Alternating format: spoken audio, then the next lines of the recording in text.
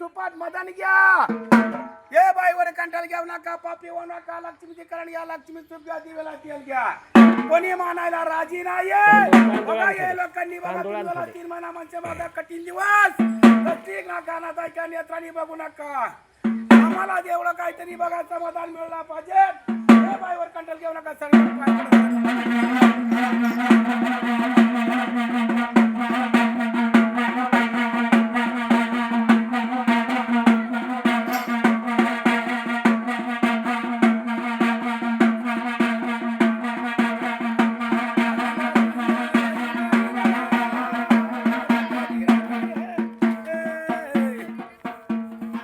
गाव कोणतं आपलं? आई केळगाव बोरीपारजी राहायला राहणार बोरीपारजी नाव सांगा. गोरख भगवान पवार. हं. ते आता पहिल्यासारखं राहिली नाही. पहिला लोक कशी होती आता दुनियात आता रस्त्यात मांडली तर कोणी मानायला राजी नाही. त्याच्यामुळे बघा काहीतरी सरकारने आम्हाला योजना काढावा चांगला करावा. पोरं लेकरं बी आमची बी शिकतात. मग आमचा आता वाटोळा झालाय पोरा लेकरांचा वाटोळा बघू नाही पुढं. पुढच्या पिढीला जर आपण म्हणलो हे बाबा घे आणि कर हे कला सादर तर करतात का? नाही करणार. काय म्हणतात? करणार. आमची पोरं आता शिकल्यात. आमची पोरं बी कामाधंद्याला कुठं कंपनीत जा कुठं काही कर काहीतरी करतात. मग तसं आमचं राजी गेली आता पोरांचं राजी तरी सरकारने नोकरी द्याय नाही काय द्याय नाही. सरकारने काही बी विचारतं कशीची विचारतात. पहिला कोणाचा काही नव्हता. मग आता आमचा जन्म दाखला नाही. जन्म दाखला आमचा नाही. पोरांचा कसं काय निघणार. आम्हाला ही शासनाने असं विचारतात पोरांचा तुमचं नोकरी लावू पण आमकं कार्ड द्या तमकं कार्ड द्या. आम्हाला काहीच नसले हो आम्ही काय द्यावा. शाळा किती झाली आपली? शाळा माझा शाळा काही नाही 0 नंबर. आम्ही शाळेतच टाकली नाही आमच्या लोकांनी. नाव सांगा तुमचं. मीराबाई पवार. बर शाळा किती झाली आपली? शाळा बी नाही आम्हाला. बर तुमच्या आईची वडिलांची? कोणाचीच काय नाही. हे पहा.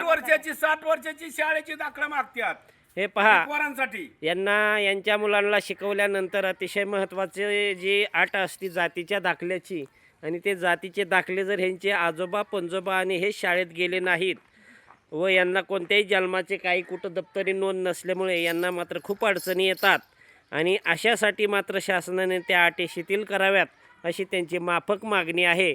त्यामुळे मुलं शिकूनही नोकरी लागत नाहीत आणि यांनाही उतर वयामध्ये पेन्शन जर चालू झाली. आता वय किती आहे आपलं? माझी 51-52 वय आहे आता. म्हणजे अजून तुम्हाला 8-9 वर्षानंतर गरज लागणार पैशाची. हा लागणार. आता काय करायचं. आता कोणीच काय करा. आता सरकारने असा दुसरा नवीन योजना आणतात काही करतात. आता घरातला पैसे घालवायला लागला काहीतरी थोडंफार कमावला ते घालवायला लागला. आमका कार्ड काढ तमका फलाना कर असं कर तसं कर. कसं बँकेचा तरी काहीतरी निघालाय. बँकेचा बी आपलं काहीतरी घेतात. आपण अशासाठी मोबाईल देतो मोबाईलचा रिचार्ज करतो असं करतो म्हणून आमचा नंबर घेतात. ते नंबरवर आमची बँकेतलं काय थोडंफार पैसे पोरा लेकरांना सांभाळून ठेवले ती पैसे सुद्धा जायला लागल्यात. तुम्ही नंबर द्यायचेच नाहीत ना कुणाला? हा नाही द्यायचं नाही. पण आमच्या बोळ्या माणसाला काय विचारतो आम्हाला आशा पुरतो तुम्ही करणार आहे म्हणल्यावर तुमच्या पैसे आशा आहे आम्ही देऊ नंबर. ह्यांची अशी फसवणूक होते शिक्षण नसल्यामुळे शिक्षण की मोबाईल नंबर होती. सांगा बँकेचं काय खातं असेल यांचं तर ते बँकेचा खाते नंबर सांगा पैसे सोडतो रिचार्ज करतो अशा माध्यमातून त्यांची फसवणूकही होत आहे. म्हणजे शिक्षणालाही किती महत्त्व आहे हे त्यांना आता समजतंय आणि त्यांच्या आईवडिलांनी त्यांना ह्या कलेमध्ये उतरवल्यामुळं त्यांचं शिक्षण अपूर्ण राहिलं. त्यामुळे त्यांची सध्या पुढची उतरतं भविष्यातील आयुष्य हे खूप त्रासदायक जाणार आहे त्यांना. आणि त्यामुळे मात्र महाराष्ट्र शासनाने अशा पोतराज हे जी लोककला आहे आपली कोणत्या ह्याच्यामधली लोककला आहे ही? हे मरी लक्ष्मीबाई म्हणून लोककला आहे. बरं या लोककले पहिला आम्ही आमचा जात आहे पानकोली आमची ही लक्ष्मीबाई कोल्हापूरची लक्ष्मीबाई बसल्यापासनं आम्ही असा ही धंदा चालू झाला. आमचा पिढी ना पिढी आता 7 पिढी होऊन गेलाय.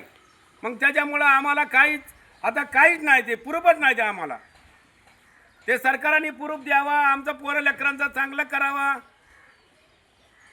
अशी माफक अपेक्षा असते कलाकारांची. आणि यांना पुढील उतरत्या वयात म्हणजे 60 वर्षानंतर ज्यावेळेस खरी आवश्यकता असते त्यावेळेस आज आपण पाहतो ज्यांची कोट्यावधीची प्रॉपर्टी आहे त्यांनाही मुलं सांभाळत नाहीत. यांच्याकडे तर काहीच नाही. यांची अवस्था पुढील काळात खूप वाईट असू शकते. याचा विचार करून महाराष्ट्र शासनाने यांना नक्कीच मासिक मानधन देण्यास काही हरकत नाही आणि यांना पुढील कागदपत्रासाठी काही अटी ह्या शिथिल कराव्यात. हा आपला आवाज, तुमचा आवाज, जनतेचा, तुमच्या लोककलेचा आवाज हा महाराष्ट्र शासनापर्यंत नक्की जाईल.